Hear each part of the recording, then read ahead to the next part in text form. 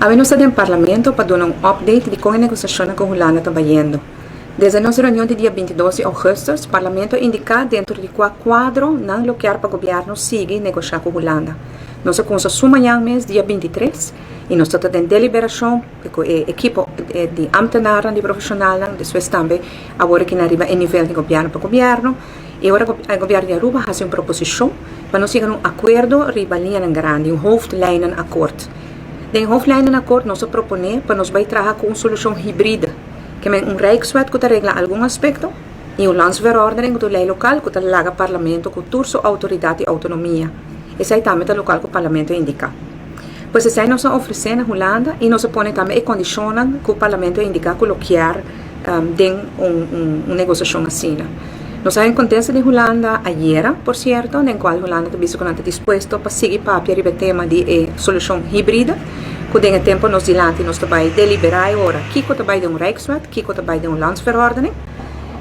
Mirando que o 10 de outubro deve madurar, também preparar o documento na hora que nana para fiança, riba interesse alto de mercado para 20 anos, nós pagamos 20 anos, pero que cláusula está considerar para se nós seguir na mesa e chega no entendimento de governo para governo, para o fim de ano, e agora está disposto para baixar interesse alsnog, dus ainda.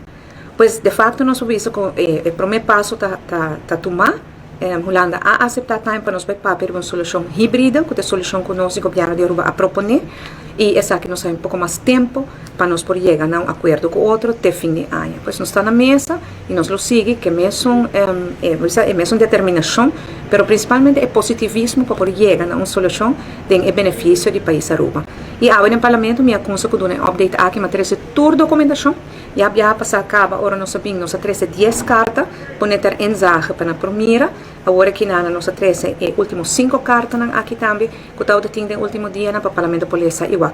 Turcos, pessoal, aqui não tem transparência, nós não tem nada de esconder, nós não estamos escondendo nada tampouco, nós estamos juntos, nós temos que chegar na mesma solução.